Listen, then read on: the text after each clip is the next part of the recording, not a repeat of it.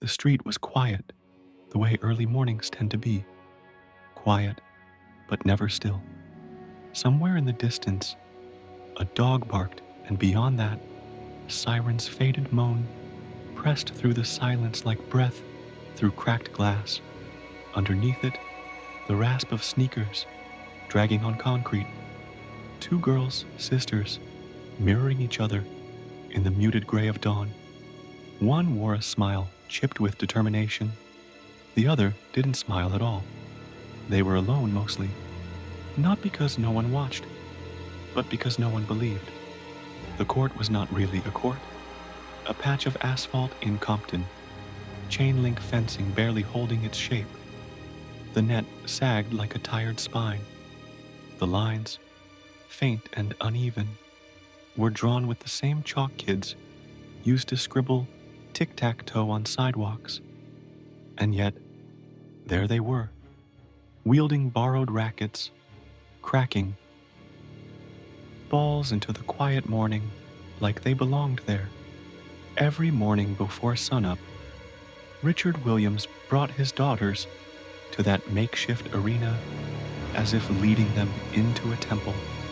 Tennis was not the natural rhythm of that neighborhood, but dreamers don't ask for permission to begin. The ball echoed off the wall again. Thump, slice, thwack, repeat. Serena's swing was not yet shaped. It lacked the polish that would come later, the elegance she would forge under pressure. But even then, even at 6 and 7 and 8 years old, her swing had weight behind it, not just power, but intent, like each stroke expected to be remembered. She was not the child most people noticed first. That was Venus, taller, graceful, gliding across pavement, like she'd been built for lightness itself. Serena was fire in a bottle, shorter, still filling into her frame, but burning, visibly. Even then, Richard had written a plan, 78 pages long, before they had won, before they had played, before they had lived much outside the walls of their house.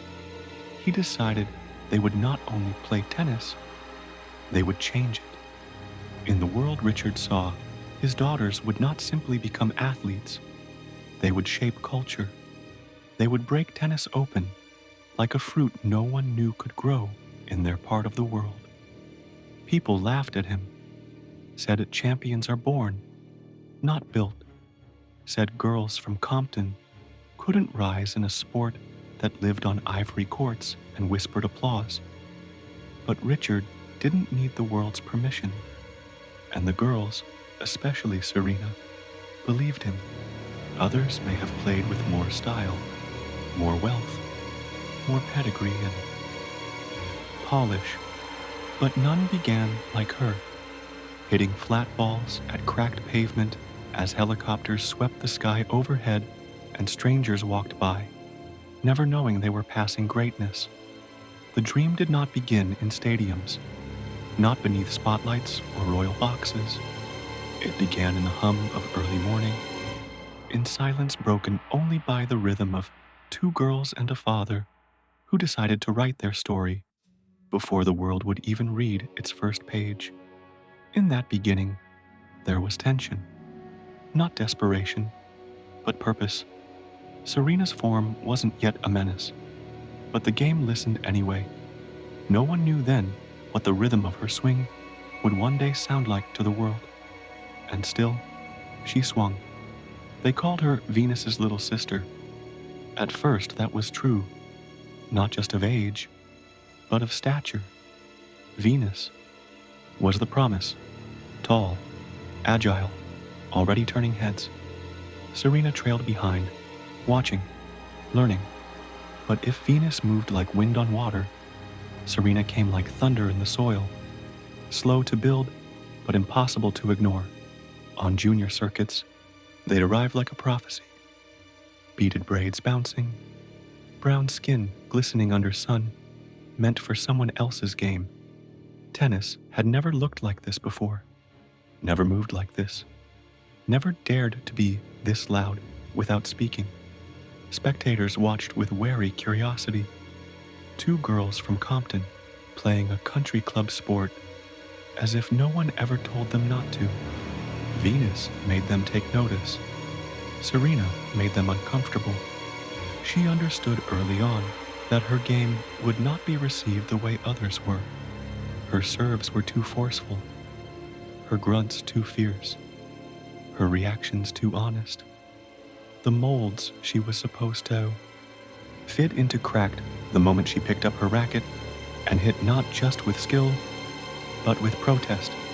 At 17, she won her first Grand Slam, the 1999 US Open. It was not a fluke. It was not luck. It was an eruption. She bested Martina Hingis beneath the lights and roars of Arthur Ashe Stadium, her beads catching the light like flecks of war paint, her strokes swift and unbothered. It was history, not just for her family, not just for America, but for a sport learning, painfully, to expand its borders. There, on that court, Serena stopped being just Venus's little sister. She became something else entirely. But victory came with its own weight. The sheen of triumph didn't shield her from critique. Critics wrote of her physique like it was a weapon. Commentators whispered about her temperament, her unyielding presence, her power, the very thing that lifted her above the net time and time again, was often described as a flaw to be tamed. Yet she did not tame it. She let it roar.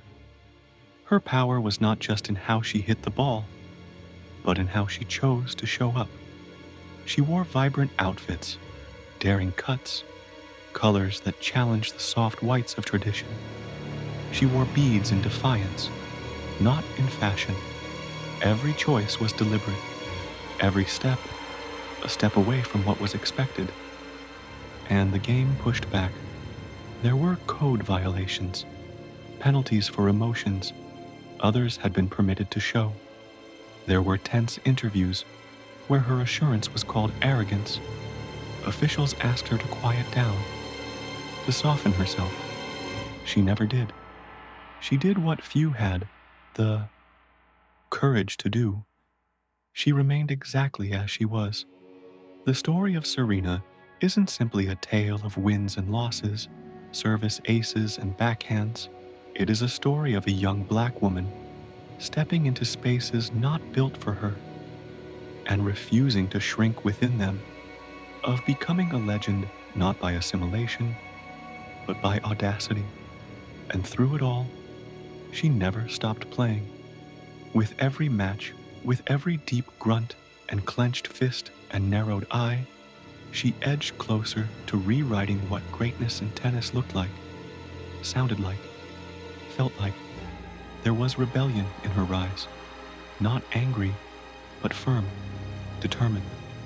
A quiet fire beneath her breath, because while Venus may have opened the door, Serena walked right through it and built a whole new house. It wasn't just that Serena won, though she did, endlessly. Emphatically, it was how. By the early 2000s, her game had evolved from raw force to refined devastation. She moved with assurance, not just across the baseline, but through tennis history. Her presence was no longer questioned. It was endured, feared, revered. In 2002, she tore through the courts with relentless grace, claiming 3 Grand Slam titles that year alone: French Open, Wimbledon, and the US Open. By January 2003, she added the Australian Open to her collection, notching what the sport would call the Serena Slam, 4 major titles in a row, across 2 seasons. It hadn't been done in the Open era, not like that. Each win was a separate monument, but together they were a cathedral. Against her older sister in those finals, Serena showed no mercy. She loved Venus, deeply, visibly, but professional. Compassion had no place on center court. 4 consecutive Grand Slam finals, 4 wins against the only player who'd carved the path before her. Their matches weren't sibling rivalry, they were seismic affairs. 2 continents colliding in sport's unforgiving mirror, and Serena stood the taller.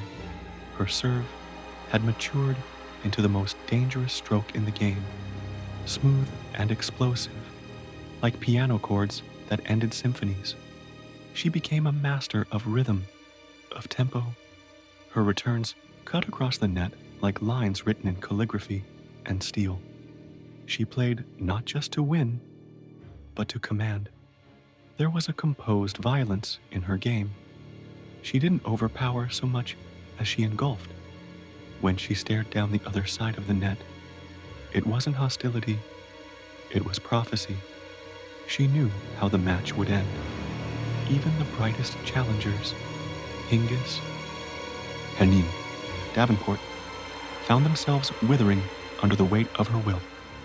And then came Sharapova, blonde, poised, heralded, posed by many as the sport's future. But Serena disassembled futures. After Sharapova's famous victory in 2004, Serena responded, not with words, but with years of dominance. Over the course of 2 decades, she would go on to defeat her 20 times in a row. No rivalry, just reality. Victory, though, did not always arrive in straight sets. The hard part for the world to reconcile was not her dominance, but the depth behind it. Serena didn't just win, she endured. Injuries, criticism, losses, long absences, and still, she came back, again and again.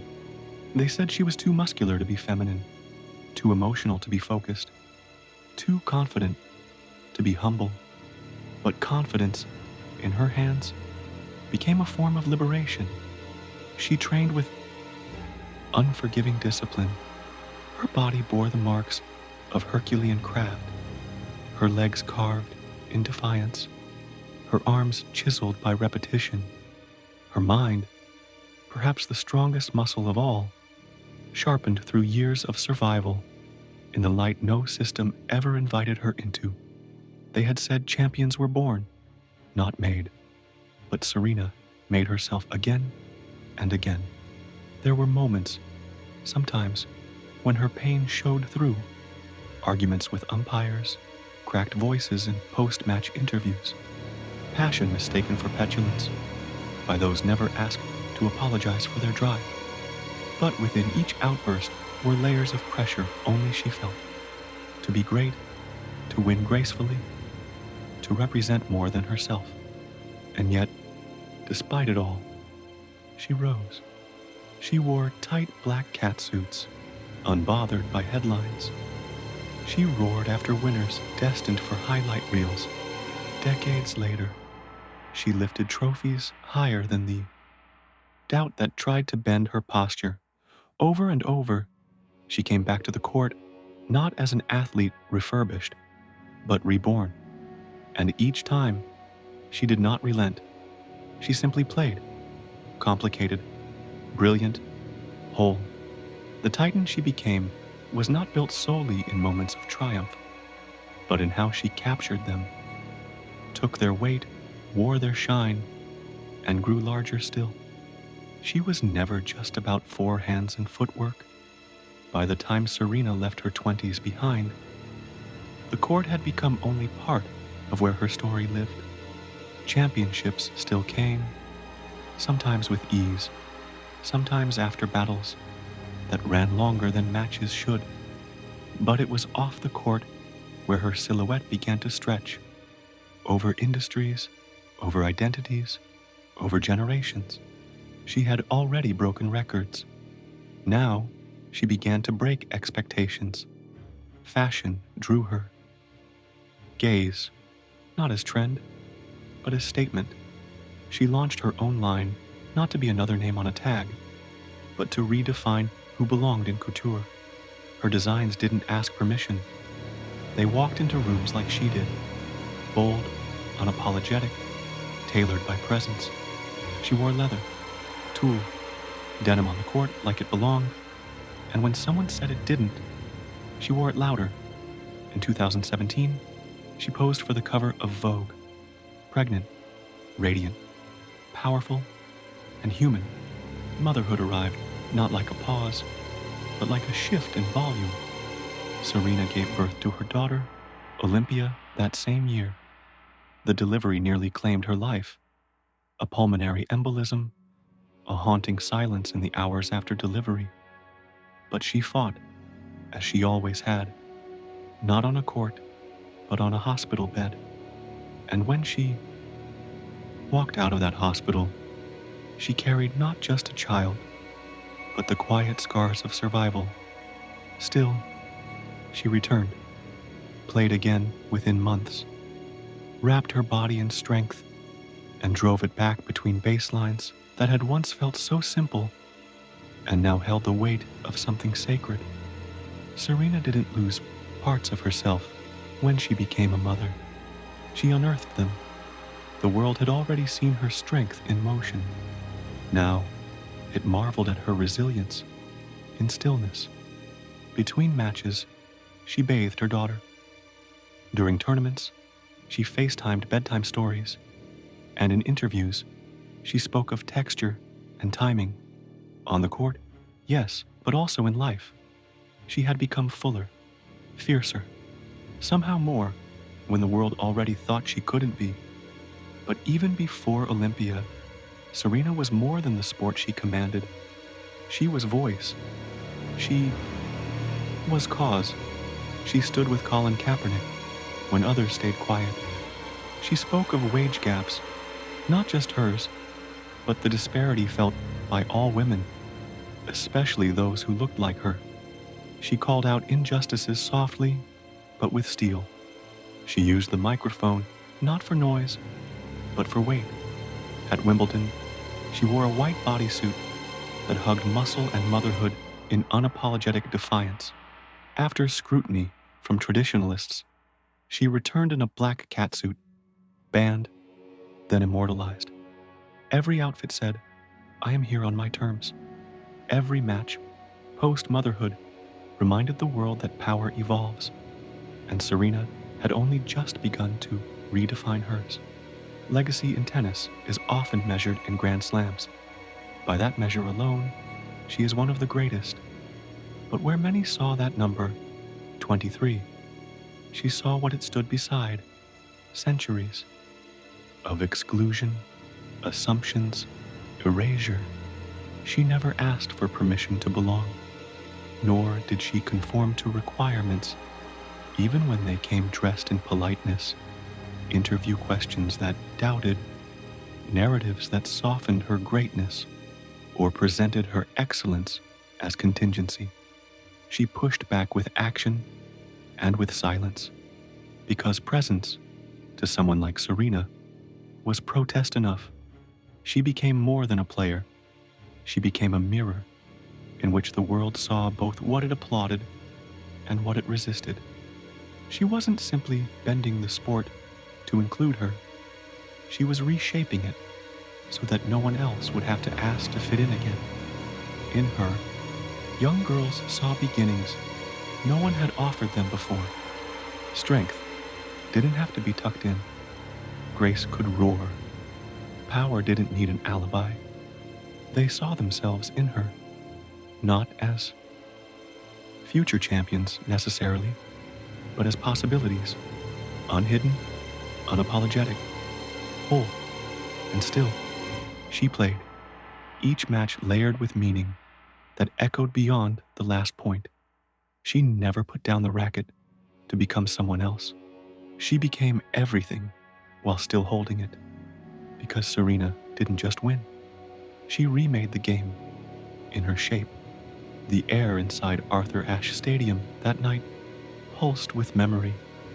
You could feel it in the hush between points, in the way strangers clasped their hands like old friends. The lights didn't just illuminate the court, they held it like a sacred moment made visible. And standing there beneath them was Serena, not the same girl from Compton, not the teenager who shocked the world at 17. Not even the Titan who had reduced champions to footnotes. This was something gentler, a farewell shaped like a fight. She didn't say it outright, not at first, but everyone knew this tournament would be the last. Each stroke, each breath, carried with it the heaviness of parting. And yet, she played as if time was still hers to command. Her entrance was thunderous, not from noise alone, but from the weight of what had already been lived. Her name wasn't just announced, it was etched into the walls with every syllable. Mothers brought daughters, fathers held signs, journalists wrote in awe. A generation watched and whispered what a privilege it was to see her one more time. Serena fought in those matches, truly fought, not as someone clinging to legacy, but as someone respecting it. Her shots were bruising, her footwork fierce. But now, there were moments, slight stumbles, weary glances, where time showed, gently nudging her toward something else. And yet, she stayed deep into the night, past age and expectation. She played as if this moment could last just by her willing it to. That second round epic, it could have ended 3 different times, but she refused. With each saved match point, the crowd surged upward, not in disbelief, but in admiration for a story that still hadn't given in. There was poetry in how hard she tried, not to win the tournament, that mattered less now, but to give the world a final glimpse of her furious beauty, to remind us that greatness is not always about outcomes, but about presence. She lost in the 3rd round, but the loss didn't land like defeat. It landed like music's final note, suspended, echoing, embraced as inevitable. She stood at the baseline, eyes glistening, body still. The stadium didn't cheer. It roared. In the stands, Olympia watched, too young to understand the gravity, but old enough to sense the magic. What a thing to see your mother not just be extraordinary, but to say goodbye with dignity wrapped in effort. Serena waved, pressed her hand to her heart, and the world, a world that once doubted her, tried to shape her, tried to silence her, rose in standing ovation, not because her career ended, but because her story never will. She later said, "I'm evolving away from tennis." She didn't call it retirement. She never would, because evolution isn't an end. It's a turning towards something new, with every part of what came before stitched into the fabric. This wasn't an ending. It was her final serve to the game that once barely made room for her. A game that, now, could not be imagined without her name at its core. And though the court would see others, feel their steps and hear their grunts, it would always remember this. Serena, under the lights, unbowed. She left the court that night not as a shadow of who she was, but as the full weight of a legacy taking its next breath off stage. And behind her, in the silence that followed, there was no emptiness, only echo. The ball is quiet now, not silence. No, Serena's game was never meant for vanishing, but the arena holds a hush, a reverence, as if the court itself remembers, a memory stitched into baseline and breath, waiting to be felt again. Legacy does not live in trophies, though there were many. It doesn't settle in highlight reels, though hers could run forever. Legacy lives between the notes, in the pause before a serve, in the flinch of the opponent who already knows, in the press of a crowd leaning forward, just to say, "I was here, I saw her," because Serena was not just a player. She was an era, a chapter in the book of sport, written in bold type, underline, and fire.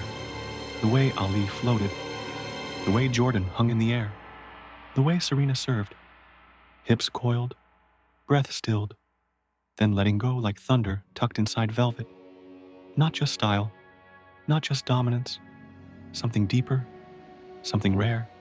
She offered a blueprint, a way to be powerful without apology, graceful without being quiet, exhausted and still standing.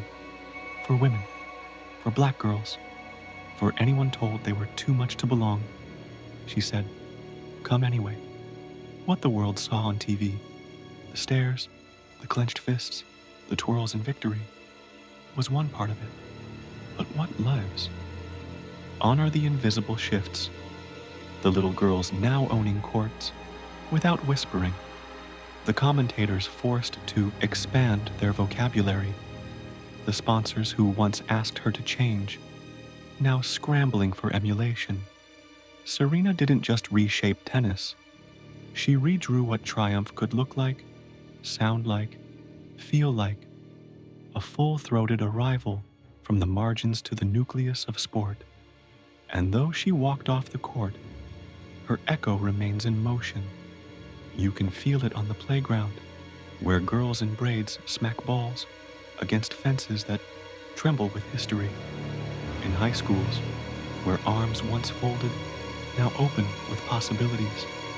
In places where courts crack under the sun, but still know greatness when it steps on them, because somewhere a racket swings slightly off-center, fierce and untamed, and it is her again, not her body, but her being. An idea now, woven into the game in a way no line judge or stat sheet could contain. She doesn't need to hold a trophy to claim space. The space is already hers. She was never just a player we watch. She became something we return to when doubt knocks, when ceilings feel too heavy, when being enough feels like a question. We remember her, serving deep into night, not just to win, but to stay, to prove her place, to guard her joy. To all those who thought they could quiet her, soften her edges, reroute her force, she'd already answered, not with speeches, with presence. And now, in the stillness left behind, hearts still lean forward, waiting for the serve that may never land, but always echoes, because greatness like hers does not end. It simply changes form.